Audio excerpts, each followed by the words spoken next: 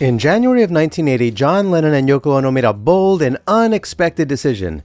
They purchased a mansion called El Solano, a historic oceanfront estate on South Ocean Boulevard in Palm Beach, Florida, a stretch now famously known as Billionaires Row. This acquisition marked a striking contrast to their well-established life at the Dakota in New York City, revealing their yearning for a sunlit sanctuary far from urban bustle.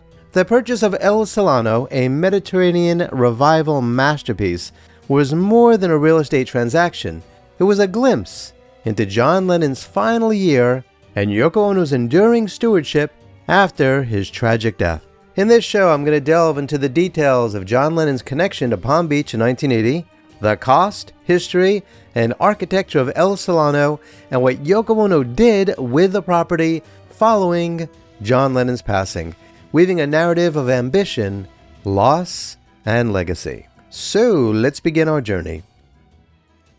El Solano commanded a purchase price of $725,000, a substantial sum in 1980 equivalent to approximately $2.7 million in 2025 dollars. This figure underscores the value of Palm Beach real estate even in an era before the area became synonymous with stratospheric wealth. Remarkably, John and Yoko never visited the property before buying it. According to Robert Rosen's Nowhere Man, The Final Days of John Lennon, they relied on Polaroid photos taken by a representative posing as an aide to an anonymous businessman, a discreet move to prevent price inflation. Yoko, known for her spiritual leanings, reportedly consulted her Council of Seers to evaluate the images, blending mysticism with pragmatism in a way that defined their partnership. This unconventional approach highlights the couple's unique decision-making process for such a significant investment. The mansion itself was a testament to the architectural genius of Addison Mizner, the visionary who shaped Palm Beach aesthetic in the early 20th century. Built in 1919 and completed by 1925, El Solano was named after Mizner's hometown, Solano County, California. Mizner resided there briefly before selling it to Harold K. Vanderbilt, the yacht racing tycoon, who enhanced the estate with a grand living room and a pool. By 1980, when John and Yoko acquired it, El Solano spanned 14,145 square feet across 2 acres with 180 feet of Atlantic oceanfront. The estate boasted 7 bedrooms, 9 bathrooms, 3 powder rooms, a tennis court, 2 swimming pools, one designed for sunrise, the other for sunset, and a beachfront cabana. Its interiors epitomized Mizner's Mediterranean revival style: hand-stenciled wood ceilings, stone fireplaces, intricate crown molding, and floor-to-ceiling windows that captured Florida's radiant light. In 1980, Palm Beach granted El Solano landmark protection, recognizing it as a rare and exemplary work of Mizner's craft, one of few remaining examples of his distinctive vision. Palm Beach in 1980 was a haven for the ultra-wealthy and a magnet for celebrities, hosting figures like the Kennedys and later Rod Stewart and Donald Trump, who would later acquire the nearby Mar-a-Lago. Their plan was to renovate the mansion, transforming it into a winter retreat to complement their New York life, a place for family time with their son Sean, and perhaps inspiration for John Lennon's resurgent creativity, evident in his 1980 album Double Fantasy. Tragically, these dreams were shattered.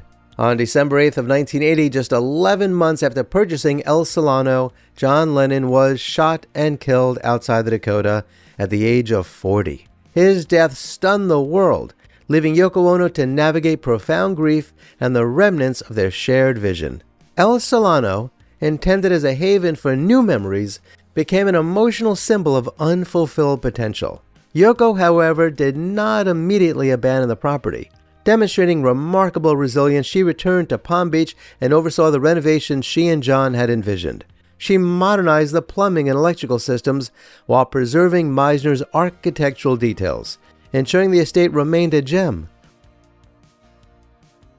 By 1986, ready to move forward, Yoko sold El Solano for $3.15 million, a significant leap from the $725,000 purchase price, equivalent to about $9 million in 2025. This sale reflected her enhancements and the soaring value of Palm Beach's oceanfront market, cementing El Solano's status as a premier property. After Yoko, El Solano changed hands multiple times, each sale highlighting its enduring allure. In 1990, it sold for $4.32 million.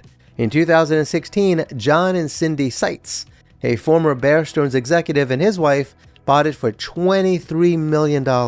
In 2020, listed for $47.5 million, it sold for $36 million to a young Northeast family. Locals still call it the John Lennon House, a nod to its most famous owners. One quirky detail is that it's connected to a mansion owned by novelist James Patterson. You can see how the house connects via a second-floor bridge, which creates the illusion of a single compound. Though they are distinct properties, a reminder of Palm Beach's tightly knit elite enclave. El Solano's story transcends real estate. It captures John Lennon at a turning point, re-emerging creatively, optimistic, and family-focused, and Yoko Ono's strength in preserving their vision after his loss. The mansion, with its Mizner elegance and oceanfront serenity, remains a landmark of architectural and cultural significance, a testament to a fleeting dream under the Palm Beach sun. So, what do you think of El Solano? If you were rolling in dough like John and Yoko were in 1980, would you buy a place like this? You know I would. Please share your thoughts about this mansion and John Lennon's incredible wealth in the comments below. Until next time, I wish you safe travels on all your journeys.